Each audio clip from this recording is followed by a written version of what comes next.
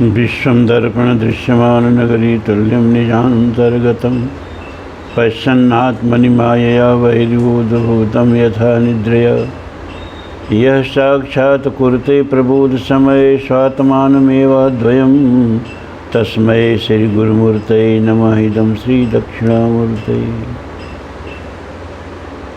धर्म प्राण सत्संग प्रेमी सज्जनों, गीता के कर्मयोग पर बात चल रही थी। कुछ लोग कर्म को छोड़ना ये समझते हैं कि संन्यास हो गया, कर्म छोड़ दिया। भगवान कहते हैं कर्म छोड़े ही नहीं सकते। कारते हवसा कर्म सर्व पग जैर गुड़े। ये शरीर प्रकृति है, तुमसे अधिक शरीर पर प्रकृति का नियंत्रण है और प्रकृति इस शरीर से कार्य कराती रहती है। कहाँ हम इंद्रियों से काम नहीं करेंगे, हाथ पैर नहीं चलाएंगे, जबान नहीं चलाएंगे। भगवान ने कहा तो भी कर्म होता है। इंद्रियों से कर्म, कर्मेंद्रियों से कर्म का त्याग करके अब मन से कर्म करना और भी भयंकर बात है। ऐसे ही आदमी को ढोंगी कहते हैं। आज व्रत हैं, आज निराजल व्रत हैं, जल भी नहीं पिएंगे, खाना भी नहीं खाएंगे, लेकिन भूख लगी है, प्यास लगी है, तो चिंतन किसका हो रहा है? भोजन का और पानी का। ये तो और भयानक बात है। कम से कम खा लेते तो भोजन का चिंतन मिट जाता, पानी पी लेते तो पानी का चिंतन तो मिट जाता। तो कर्मेंद्रियों को कर्म से खींच के और मन से कर्म करते रहना और भी भयंकर बात है। भगवान कहते हैं कर्मेंद्रिय संयम्य यह आस्ते मनसा स्मरन इंद्रियार्थान विमूढ़ात्मा मिथ्याचार स उच्यते। तो आदेश देते हैं नियतम कर्म कुरुत्वम कर्म जायो ही कर्मण। जो शास्त्र विहित कर्म है, जिसको करना अनिवार्य बताया गया है, उसको तुम करो, क्योंकि कर्म न करने से कर्म करना ज़्यादा श्रेष्ठ है। एक बात सुन लीजिए गीता की। हाथ पर हाथ धर के जंगल में जाके कमंडलू लेके गेरुआ पहन के संन्यास लेना गीता का धर्म नहीं है। पता नहीं कैसे लोग गीता की संन्यास पर व्याख्या कर बैठे। भगवान साफ साफ कहते हैं कि कर्म न करने से कर्म करना श्रेयस्कर है। नियतम कुरु कर्म तुम, जो नियत कर्म है उसको तुम्हें करना चाहिए, क्योंकि कर्म जायो ही है कर्मण। कर्म जो है अकर्म से ज़्यादा श्रेष्ठ है। जायो माने श्रेष्ठ। शरीर यात्रा चपितन, शरीर यात्रा पीछो तो ही न प्रसिद्ध है कर्मण। और अकर्मी का तो शरीर यात्रा भी नहीं चलेगा, वो कहीं न कहीं भीख मांगेगा, किसी न किसी दरवाजे पर जा के चिल्लाएगा भिक्षा में दे देवी, और जो कुछ मिलेगा उसको खाएगा। उसको सोचना चाहिए कि जो खा रहा है वो किसी कर्म का फल है, किसी का कर्म खा रहे हो तुम। ये मत समझना कि हम भीख मांग के खाते हैं तो बिना कर्म किए खाते हैं। किसी का कर्म खाते हो, क्योंकि बिना कर्म के कोई उत्पाद होता नहीं है। तो गीता के कर्म योग को समझना जरा बड़ा कठिन काम है भैया। अर्जुन ने कहा प्रभु तो बड़ा मुश्किल लग रहा है। क्या मुश्किल लग रहा है? अरे ये कि कर्मण्येव अधिकारस्ते, कर्म करने में ही तेरा अधिकार है। माँ फलेषु कदाचन, फल की इच्छा कतई मत कर। प्रभु कितने लोग ऐसे हैं बिना फल की इच्छा रखे कर्म करेंगे। प्रयोजनम अनुद्दिश्य मंदो अपि न वर्तते। बिना प्रयोजन के पागल भी हाथ नहीं हिलाता है प्रभु। बिना प्रयोजन के कर्म कैसे होगा? और कर्म का प्रयोजन नहीं तो कर्म फल की इच्छा है। और ऊपर से कहते हैं माँ कर्म फल हेतुर्भू। कर्म के फल का हेतु भी मत बन, माने कर्तापन का अभिमान मत कर। अगर तुमको लगेगा कि कर्म मैं कर रहा हूँ तो फल छोड़ गया तो भी फल तुमको पकड़ देगा। और ऐसा भी न हो कि अकर्म से दोस्ती हो जाए तुम्हारी, तब जब फल छोड़ दिया तो कर्म भी छोड़ देंगे। अर्जुन ने कहा प्रभु ये बड़ा कठिन मार्ग है, क्या करें, ऊपर देख रहे हैं ना इस मकान बन रहा है पूरा ताजमहल, तो ये सब डिस्टर्ब 10 बजे रात तक चलता है, क्योंकि यही टिक के बनाते हैं सब ठीका पर है सब। इसी में कब या तो 10 बजे रात के बाद उठ के बनाए वीडियो आप लोगों को, या तो इसी में बनाए, आप ध्यान लगा के सुनिए। एक कहा गया है कि कारज नाना जंजाला, और अपनी तो जिंदगी ही बीत गई किराए के मकान में।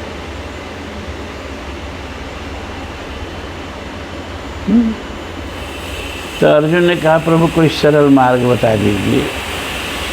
तो भगवान ने एक सरल मार्ग बताया अर्जुन को कि अज्ञात कर्मणो अन्यत्र लोकोयम कर्म बंधना तदर्थम कर्म कौन्तेय मुक्त संग समाचर। तबले तुमको बहुत सरल मार्ग बताता है कि यज्ञ के लिए कर्म करोगे तो वह कर्म तुमको बाधेगा नहीं। कर्मणा बद्धते जंतव, कर्म जो है जीव को बांधता है, लेकिन अगर यज्ञ के लिए कर्म करोगे तो वो कर्म तुमको बांधेगा नहीं। अर्जुन ने कहा तो ये सरल मार्ग बता दिए कि कठिन मार्ग बता दिए। अब तो हम ऋतिकों को बुलावें, यज्ञ की सामग्री जुटावें, मंडप बनावें, यज्ञ कुंड बनावें, तब यज्ञ करावें।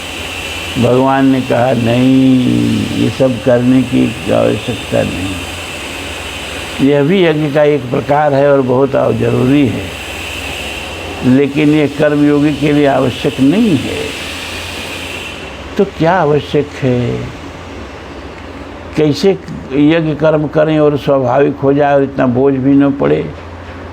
भगवान ने कहा देखो यज्ञ में सब दक्षिणा दिया जाता है ना, कहाँ दक्षिणा सवा करके दी जाती है ना, 1.25 रुपया 1.25 शेर, देहात में पहले 1.25 चलता था दक्षिणा। कहने का मतलब कि आप समाज से जितना लेते हो उसका कम से कम अगर 1.25 गुना समाज को लौटा देते हो, प्रकृति से जितना लेते हो उसका कम से कम 1.25 गुना प्रकृति को लौटा देते हो, तो तुम्हारा जीवन ही यज्ञमय जीवन है। तब तुमको किसी का ऋण बाध्यता नहीं है, क्योंकि तुम तो ऋणी चुकता करते जा रहे हो, जितना ले रहे हो उसका 1.25 गुना करके लौटा रहे हो। तो यह कर्म करते हुए कर्म के फल से मुक्त होने का सबसे सरल उपाय है कि आप जितना समाज से लें उसका 1.25 गुना करके समाज को लौटा दें। जिससे जितना लें उसका 1.25 गुना करके समाज को लौटा दें, ये तो आपका जीवन ही यज्ञमय जीवन हो जाएगा। आज थोड़ा गंभीर चर्चा करना चाहते थे, लेकिन ये खट ऊपर ऐसा परेशान कर रहा है।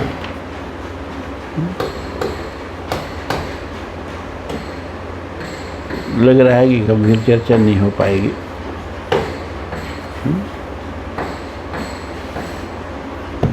चलिए महाभारत में चलते हैं आप लोग।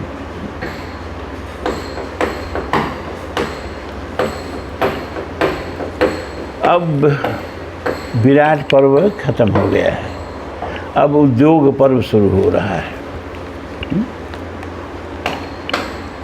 उद्योग पर्व का 7वां अध्याय से शुरू कर रहे हैं।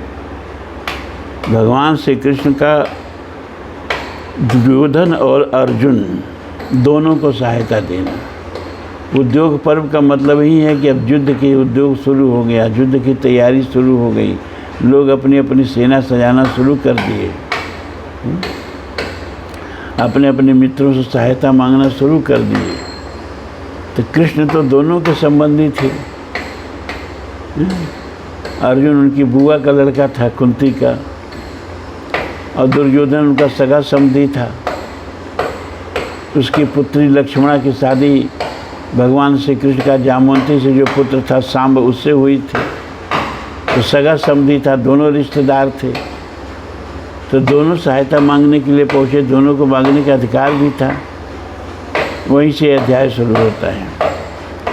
वैशंपायन जी कहते हैं, जन्मेजय, पुरोहित को हस्तिनापुर भेजकर पांडव लोग यत्र तत्र राजाओं के यहाँ अपने दूतों को भेजने लगे। अन्य सब स्थानों में दूत भेजकर कुलनंदन कुंती पुत्र नरश्रेष्ठ धनंजय स्वयं द्वारकापुरी को गए। जब रघुकुल नंदन श्री कृष्ण और बलभद्र सैकड़ों वृष्टि अंधक और भोजवंशी यादवों को साथ ले द्वारकापुरी की ओर चले थे, तभी धृतराष्ट्र पुत्र राजा दुर्योधन ने अपने नियुक्त किए हुए गुप्तचरों से पांडवों की सारी चेष्टाओं का पता लगा लिया था।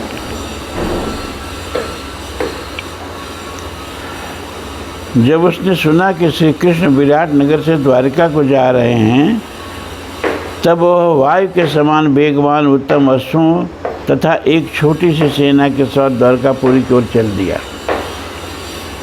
कुंती कुमार पांडुनंदन अर्जुन ने भी उसी दिन शीघ्रतापूर्वक रमणीय द्वारकापुरी की ओर प्रस्थान किया। कुरुवंश का आनंद बढ़ाने वाले उन दोनों नरवीरों ने द्वारका में पहुंचकर देखा श्री कृष्ण शयन कर रहे हैं। तब वे दोनों सोए हुए श्री कृष्ण के पास गए। श्री कृष्ण के शयन काल में पहले दुर्योधन ने उनके भवन में प्रवेश किया और उनके सिरहाने की ओर रखे हुए एक श्रेष्ठ सिंहासन पर बैठ गया। तत्पश्चात महामना किरीटधारी अर्जुन ने श्री कृष्ण के शयनागार में प्रवेश किया। वे बड़ी नम्रता से हाथ जोड़े हुए श्री कृष्ण के चरणों की ओर खड़े रह गए। जागने पर विष्णु कुलभूषण श्री कृष्ण ने पहले अर्जुन को ही देखा। मधुसूदन ने उन दोनों का यथायोग्य आदर सत्कार करके उनके आगमन का कारण पूछा। तब दुर्योधन ने भगवान श्री कृष्ण से हंसते हुए कहा, माधव, जो युद्ध होने वाला है उसमें आप मुझे सहायता दें। आपकी मेरे तथा अर्जुन के साथ एक सी मित्रता है और हम लोगों का आपके साथ संबंध भी समान ही है। और मधुसूदन, आज मैं ही आपके पास पहले आया हूँ। पूर्व पुरुषों के सदाचार का अनुसरण करने वाले श्रेष्ठ पुरुष पहले आए हुए प्रार्थी क्यों ही सहायता करते। जनार्दन, आप इस समय संसार के सत्पुरुषों में सबसे श्रेष्ठ हैं और सभी सर्वदा आपको सम्मान की दृष्टि से देखते हैं, अतः आप सत्पुरुषों के ही आचार का पालन करें। भगवान श्री कृष्ण ने कहा, राजन, इसमें संदेह नहीं है कि आप ही मेरे यहाँ पहले आए हैं, परंतु मैंने पहले कुंती नंदन अर्जुन को ही देखा है। सुयोधन, आप पहले आए हैं और अर्जुन को मैंने पहले देखा है, इसलिए मैं दोनों की सहायता करूँगा। शास्त्र की आज्ञा है कि पहले बालकों को ही उनकी अभीष्ट वस्तु देनी चाहिए। अतः अवस्था में छोटे होने के कारण पहले कुंती पुत्र अर्जुन ही अपनी अभीष्ट वस्तु पाने के अधिकारी हैं। मेरे पास 10 करोड़ गोपों की विशाल सेना है, जो सबके सब मेरे जैसे ही बलिष्ठ शरीर वाले हैं। उन सबकी नारायण संज्ञा है, वे सभी युद्ध में डटकर लोहा लेने वाले हैं। एक ओर तो वे दुर्धर सैनिक युद्ध के लिए उद्यत रहेंगे और दूसरी ओर से अकेला मैं रहूँगा, परंतु मैं न तो युद्ध करूँगा और न कोई शस्त्र ही धारण करूँगा।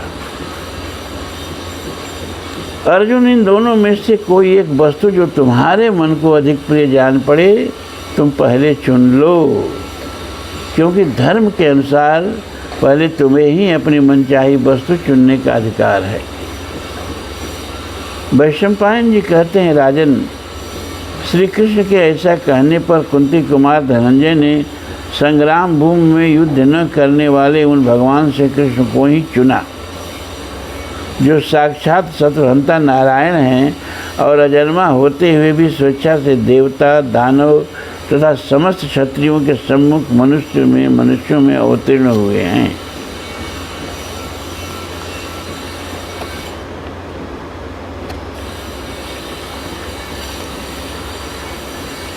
जन्मेजय, तब दुर्योधन ने वह सारी सेना मांग ली जो अनेक सहस्त्र सैनिकों की सहस्त्रों टोलियों में संगठित थी। उन योद्धाओं को पाकर और श्री कृष्ण को ठगा गया समझकर राजा दुर्योधन की बड़ी प्रसन्नता हुई। उसका बल भयंकर था। वह सारी सेना लेकर महाबली रोहिणी नंदन बलराम जी के पास गया और उसने उन्हें अपने आने का सारा कारण बताया। तब शूरवंशी बलराम जी ने धृतराष्ट्र पुत्र दुर्योधन को इस प्रकार उत्तर दिया। बलदेव जी बोले, पुरुष सिंह, पहले राजा विराट के यहाँ विवाह उत्सव के अवसर पर मैंने जो कुछ कहा था वह सब तुम्हें मालूम हो गया होगा। कुरुनंदन, तुम्हारे लिए मैंने श्री कृष्ण को बाध्य करके कहा था कि हमारे साथ दोनों पक्षों का समान रूप से संबंध है।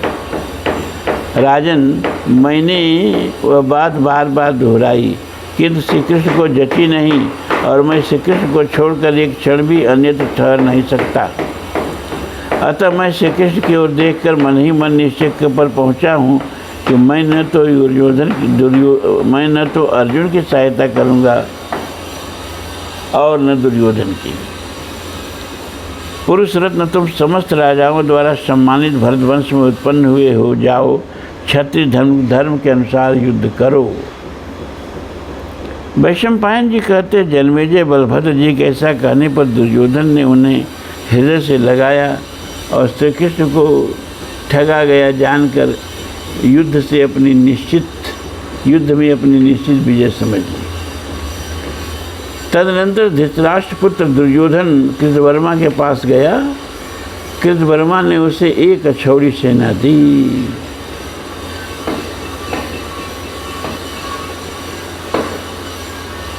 उस सारी भयंकर सेना के द्वारा घिरा हुआ कुरुनंदन दुर्योधन अपने सुहृदों का हर्ष बढ़ाता हुआ बड़ी प्रसन्नता के साथ हस्तिनापुर लौट गया।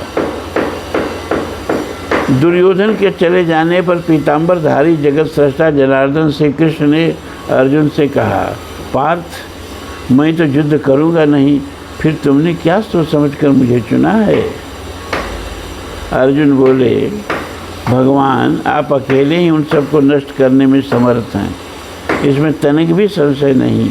पुरुषोत्तम, मैं भी अकेला ही उन सब शत्रुओं का संहार करने में समर्थ हूँ,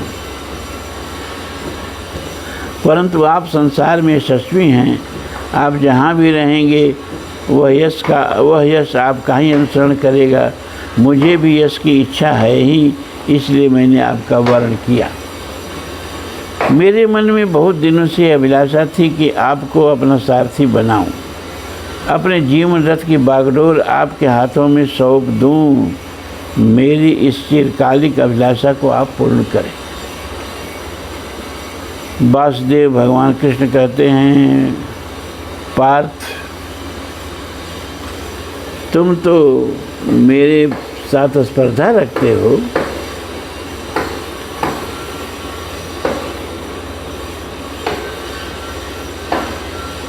पार्थ, तुम जो मेरे साथ स्पर्धा रखते हो ये तुम्हारे लिए ठीक ही है। मैं तुम्हारा सारथ्य करूँगा, तुम्हारा यह मनोरथ पूर्ण हो। जन्मेजय इस प्रकार प्रसन्न हुए। अर्जुन श्री कृष्ण के सहित मुख्य दशारवंशी यादवों से घिरे हुए पुनः युधिष्ठिर के पास आए। अब 8वां अध्याय शुरू होता है। शल्य का दुर्योधन के सत्कार से प्रसन्न हो उसे वर देना और युधिष्ठिर से मिलकर उन्हें आश्वासन देना। वैशंपायन जी कहते हैं, जन्मेजय, पांडवों के दूतों के मुख से उनका संदेश सुनकर राजा शल्य अपने महारथी पुत्रों के साथ विशाल सेना से घिरकर पांडवों के पास चले। नरश्रेष्ठ शल्य इतनी अधिक सेना का भरण पोषण करते थे कि उसका पड़ाव पड़ने पर आधी योजन भूमि घिर जाती थी। राजन, महान बलवान और पराक्रमी शल्य अक्षौहिणी सेना के स्वामी थे। सैकड़ों और हजारों वीर क्षत्रिय शिरोमणि उनकी विशाल वाहिनी का संचालन करने वाले सेनापति थे। वे सबके सब शौर्य संपन्न, अद्भुत कवच धारण करने वाले तथा विचित्र ध्वज एवं धनुष से सुशोभित थे। उन सबके अंगों में विचित्र आभूषण शोभा दे रहे थे। सभी के रथ और वाहन विचित्र थे। सबके गले में विचित्र मालाएं सुशोभित थीं। सबके वस्त्र और अलंकार अद्भुत दिखाई देते थे। उन सब ने अपने अपने देश की वेशभूषा धारण कर रखी थी। राजा शल्य समस्त प्राणियों को व्यथित और पृथ्वी को कंपित से करते हुए अपनी सेना को धीरे धीरे विभिन्न स्थानों पर ठहराकर विश्राम देते हुए उस मार्ग पर चले जिससे पांडुनंदन युधिष्ठिर के पास शीघ्र पहुंच सकते थे। भरत नंदन उन्हीं दोनों दुर्योधन ने महारथी एवं महामना राजा शल्य का आगमन सुनकर स्वयं आगे बढ़कर उनका सेवा सत्कार प्रारंभ कर दिया। दुर्योधन ने राजा शल्य के स्वागत सत्कार के लिए रमणीय प्रदेशों में बहुत से सभा भवन तैयार कराए जिनकी दीवारों में रत्न जड़े हुए थे। उन भवनों को सब प्रकार से सजाया गया था। नाना प्रकार के शिल्पियों ने उनमें अनेक क्रीड़ा विहार के स्थान बनाए थे। वहाँ भांति भांति के वस्त्र, मालाएं, खाने पीने के सामान तथा सत्कार की अन्यान्य वस्तुएं रखी गई थीं। अनेक प्रकार के कुएं तथा भांति भांति के बावड़ियाँ बनाई गई थीं जो हृदय के हर्ष को बढ़ा रही थीं। बहुत से ऐसे गृह बने थे जिनमें जल की विशेष सुविधा सुलभ की गई थी। सब और विभिन्न स्थानों में बने हुए उन सभा भवनों में पहुंचकर राजा शल्य दुर्योधन के मंत्रियों द्वारा देवताओं की भांति पूजित होते थे।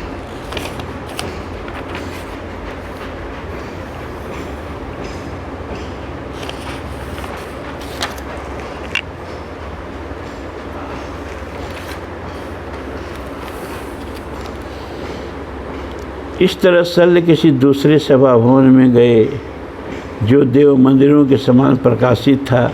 वहाँ उन्हें अलौकिक कल्याण में भोग प्राप्त हुए।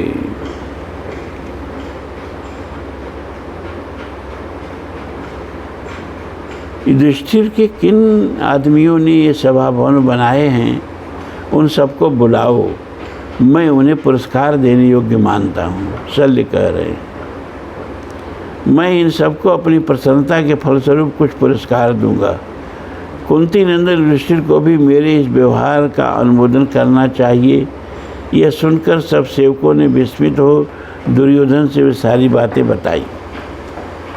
जब हर्ष में भरे हुए राजा शल्य अपने प्रति किए गए उपकार का बदले प्राण तक देने को तैयार हो गए, तब गुप्त रूप से वहीं छिपा हुआ दुर्योधन मामा शल्य के सामने आ गया।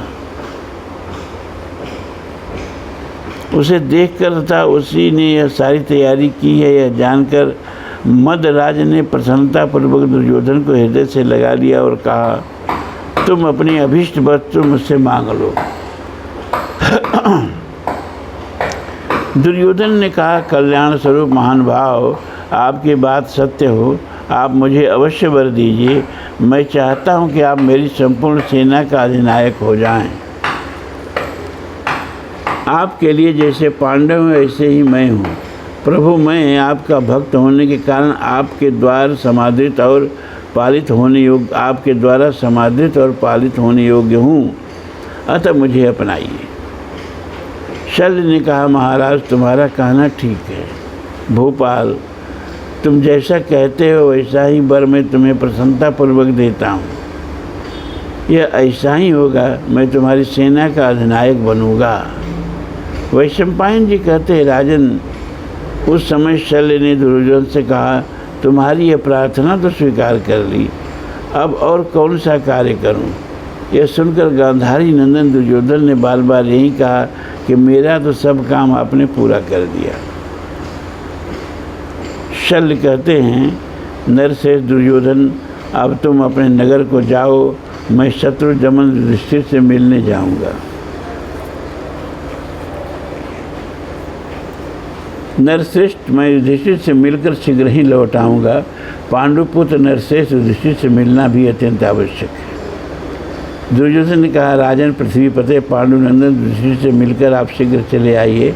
राजेंद्र, हम आपके ही अधीन हैं, आपने हमें जो वरदान दिया है उसे याद रखिएगा।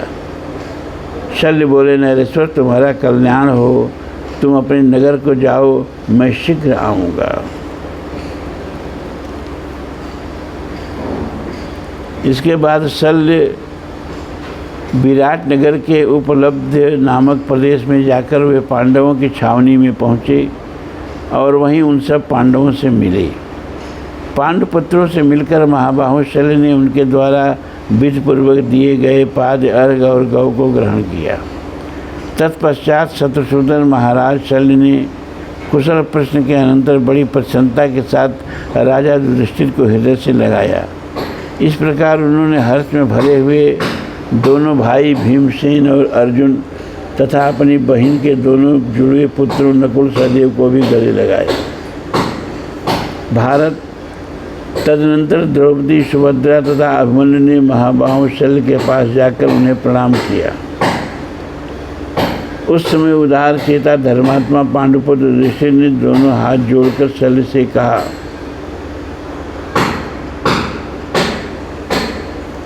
राजन, आपका स्वागत है, इस आसन पर विराजिए। वैशंपायन जी कहते हैं, जन्मेजय, तब राजा शल्य सुवर्ण के श्रेष्ठ सिंहासन पर विराजमान हुए।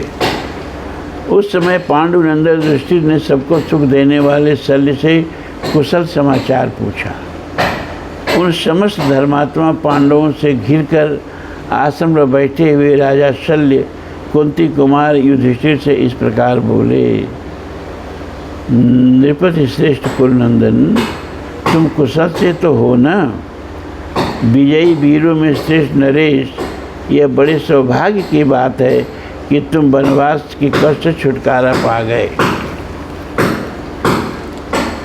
राजन, तुमने अपने भाइयों तथा इस द्रुपद कुमारी कृष्णा के साथ निर्जन वन में निवास करके अत्यंत दुष्कर कार्य किया है। भारत, भयंकर अज्ञातवास करके तुम लोगों ने और भी दुष्कर कार्य संपन्न किया है। जो अपने राज्य से वंचित हो गया हो उसे तो कष्ट उठाना ही पड़ता है, सुख कहाँ से मिल सकता है। भारत, प्राचीन राजर्षियों के मार्ग का अनुसरण करो तात युधिष्ठिर, तुम सदा दान, तपस्या और सत्य में ही संलग्न रहो। राजा युधिष्ठिर क्षमा, इंद्रिय संयम, सत्य, अहिंसा तथा अद्भुत लोक, ये सब तुम में प्रतिष्ठित हैं। तात्परम, तब तुम्हें इस संपूर्ण जगत का तत्व ज्ञात है। भरत श्रेष्ठ नरेश, तुम इस महान संकट के पार हो गए, यह बड़े सौभाग्य की बात है। राजेंद्र, तुम धर्मात्मा एवं धर्म की निधि हो। राजन, तुमने भाइयों सहित अपनी दुष्कर प्रतिज्ञा पूरी कर ली है और इस अवस्था में तुम्हें देख रहा हूँ, यह मेरा अहोभाग्य है। वैशंपायन जी कहते हैं, भारत, तदनंतर राजा शल्य ने दुर्योधन के मिलने, सेवा शुश्रूषा करने तथा उसे अपने वरदान देने की सारी बातें कह सुनाई। युधिष्ठिर बोले, वीर महाराज, आपने प्रसन्नचित होकर जो दुर्योधन को उसकी सहायता का वचन दे दिया वह अच्छा ही किया है, परंतु पृथ्वीपते आपका कल्याण हो। मैं आपके द्वारा अपनी भी एक कामना करना चाहता हूँ। साधु शिरोमणे, वह न करने योग्य होने पर भी मेरी ओर देखते हुए आपको अवश्य करना चाहिए। वीरवर, सुनिए, मैं वह कार्य आपको बता रहा हूँ। महाराज, इस भूतल पर संग्राम में सारथी का काम करने के लिए वासुदेव नंदन भगवान श्री कृष्ण के सामने के समान माने गए हैं। नृप शिरोमणे, जब कर्ण और अर्जुन के द्वैरथ युद्ध का अवसर प्राप्त होगा उस समय आपको ही कर्ण के सारथी का काम करना पड़ेगा, इसमें तनिक भी संशय नहीं है। राजन, यदि आप मेरा प्रिय करना चाहते हैं तो उस युद्ध में आपको अर्जुन की रक्षा करनी होगी। आपका कार्य इतना ही होगा कि आप कर्ण का उत्साह भंग करते रहें, वहीं कर्ण से हमें विजय दिलवाने वाला होगा। मामा जी मेरे लिए यह न करने योग्य कार्य भी करें।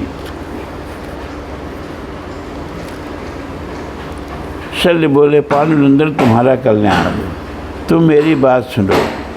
युद्ध में महामना सूतपुत्र कर्ण के तेज और उत्साह को नष्ट करने के लिए तुम जो मुझसे अनुरोध करते हो वह ठीक है। यह निश्चय है कि मैं उस युद्ध में उसका सारथी होऊंगा। स्वयं कर्ण भी सदा मुझ में सारथी कर्म में भगवान श्री कृष्ण के समान समझता है। कुरुश्रेष्ठ, जब कर्ण रणभूमि में अर्जुन के साथ युद्ध की इच्छा करेगा उस समय मैं अवश्य ही उसके प्रतिकूल अहितकर वचन बोलूँगा, जिससे उसका अभिमान और तेज नष्ट हो जाएगा और वह युद्ध में सुखपूर्वक मारा जा सकेगा। पांडुनंदन, मैं तुमसे सत्य कहता हूँ। तात, तुम मुझसे जो कुछ कह रहे हो अवश्य पूर्ण करूँगा। इसके सिवा और भी जो कुछ मुझसे हो सकेगा तुम्हारा वह प्रिय कार्य अवश्य करूँगा। युधिष्ठिर, महात्मा पुरुष भी समय समय पर दुख पाते हैं। पृथ्वीपते, देवताओं ने भी बहुत दुख उठाए हैं। भरतवंशी नरेश, सुना जाता है कि पत्नी सहित महामना देवराज इंद्र ने भी यह महान दुख भोगा है।